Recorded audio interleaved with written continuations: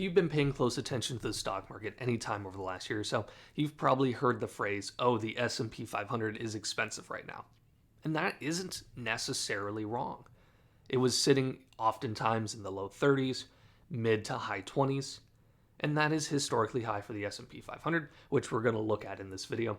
It usually sits somewhere in let's say in a good economy or an average economy, not even great, just not poor economy. And we had a little bit of ups and downs, but generally it sits in that 17, high teens, low 20s range. And we were significantly above that. And as you all know, markets can change and they can change rapidly, and that's exactly what we have seen in this case scenario. There's worries about economy, worries about tariffs, and we have seen the S&P 500 pull back fairly dramatically. We've seen it even lower than this. We saw it at 511, we're at 524 right now. But even just going off that, our PE ratio is 25. Like I said, the S&P 500 is generally in the high teens, low 20s. You can make an argument that it should be higher because we're seeing higher growth in those Mag 7 stocks you're doing, but even discarding that, I understand when people look at an S&P 500 P ratio of 30 and say, okay, I don't want to invest in that right now. I feel it's hot. I totally get that. I understand that. However, this is always the issue. And some people don't have this issue, but many people do.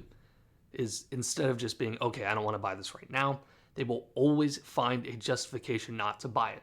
Because believe it or not, when the market is at 30 PE and then it's no longer at 30 PE, it's closer to 20, there is a reason for that. It's not like they woke up one day and it's like, we should all value stocks 33% less or 20% less instead of at 30. It's at 22, 23, 24. There is a reason behind that. And the reason behind that usually isn't fun. It's not a good thing. It's not a good thing. I said usually. I don't know if it ever is. Unless everyone's spontaneously making more, but I would assume it would actually be priced in and then priced in higher. But that's a side point. The point being, those same people that say, hey, I don't want to buy at 32 PE, totally reasonable. You can find value stocks that are cheaper. You can put your money other places. Totally understandable. However, those same people, when the scary thing that does happen that leads stocks to go lower, they don't say, okay, hey, the PE ratio is at 25. Hey, Wall Street Journal says PE ratio right now, 23. So if we fall even another 1 or 2%, you're easily within that historical range. And let's look at the historical range real quick.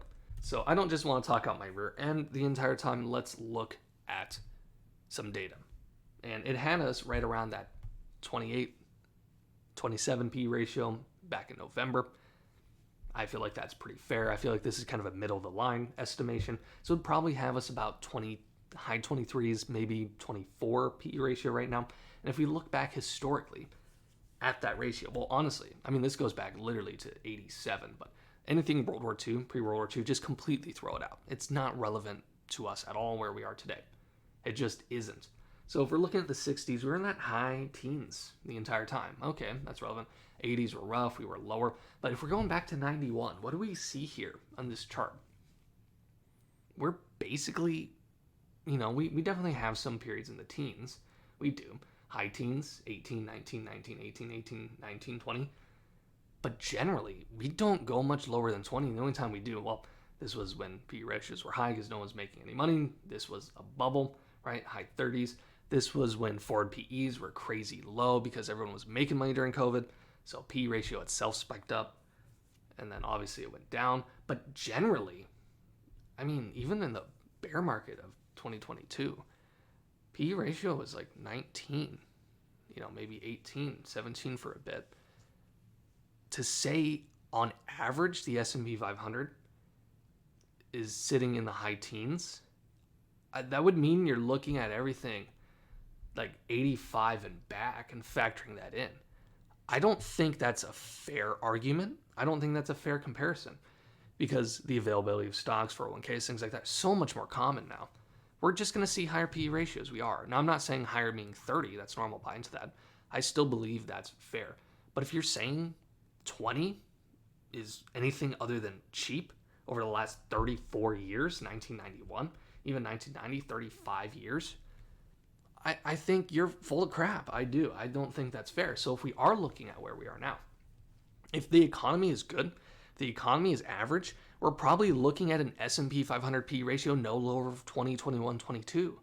So for taking our S&P 500 P ratio and we say, yeah, we're about 23, what would that imply?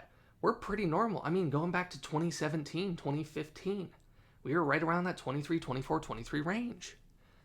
A couple percent higher. What do we, if we zoom out in VOO, what are we looking at? Where were we at 2015, 2016? Y'all know this. I mean, some of you don't, but almost all of you do. You would be more than double from that range, meaning in an average year, assuming there's no recession, 10 years from now, that would imply this is a pretty average valued market today. Like today. I'm not saying yesterday, I'm not saying 3 months ago, I'm not saying 6 months ago, I'm saying today. Current PE ratios. You are average. This is the issue I have with people who say, oh, I don't want to buy in, it's too expensive, it's this, it's that. That's totally fine if you don't want to buy S&P 500 PE around 30, 32, even just DCAing in. I get that.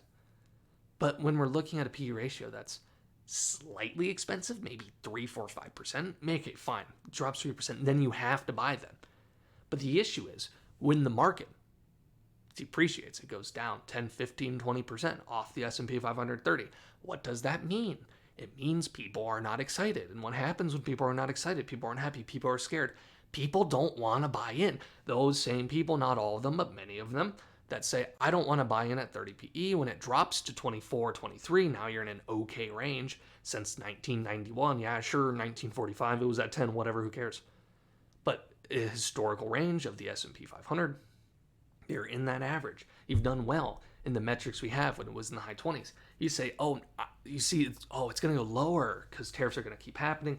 The economy's going to be bad. It's going to go lower. I'm going to buy in then. And then it drops, theoretically, I'm not saying it's going to, but if it drops another 10, 20%, then they're like, okay, it's a stock market crash, it's a recession. I'm not buying in. I'm not scared. I'm too scared. It's going to go lower. You have to make the decision that you do not always know. I'm not telling you what to do. This is what I thoroughly believe.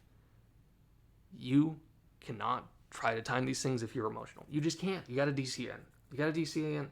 I totally understand if you have the resiliency to not 30, 32 P ratio, 29, not buy in. But if you're down here at 23 and you can't make that call, okay, I'm going to start DCAing in now. I'm going to put money in. I think you're full of crap. I think you're making a poor decision long term. I do. So I'm not here to call anyone out. You guys do whatever you want. It's your own money. But you can just always find an excuse not to buy, and in the long term it'll hurt you. Because like I said, when you're looking 2015, 2016, look how much higher we are, guys. 2015, 2016, 2017, even 2018. This is the PE ratio we were at. It is. 16, 17, 18, 22, 23, whatever it may be. You had brief dips, COVID, whatever. But generally the market was right around valued where we are. Even if you say, okay, we're 5, 6, 7% more value. Who cares? If you're investing 10 years, 5% off this is going to be nothing. It's going to be nothing compared to the potential gains you have. We're more than doubled from that P ratio now today, even including, the dip we've had. It's including the dip we have. That's not going off 560. You can always find an excuse not to buy them. The people that say, oh, it's way too expensive, blah, blah, blah. I'm not saying you have to put your money in something you don't believe in. But then when it's average and you're investing for the long term, don't fall for the trap of, oh, I'm scared now I shouldn't. Yeah, like I said, I 100% believe there is a decent chance that we're down 20% in a couple months. Wow, that's crazy. I still think you should buy. I'm not telling you what to do, but I'm buying. I would be buying. Why would I be buying? Because I'm not investing for next year. I'm not investing for 3 years. I'm investing for 10 plus years, 5 plus years, whatever it may be, at least 5 plus years. That's how the market works, and it rewards long-term, sticking to it, DCAing in, seeing opportunities, pouncing on them. Anyways, that's all I got for this video, guys. I record a lot of these, so I've had to redo this quite a few times. So like and subscribe. I'll catch you next time.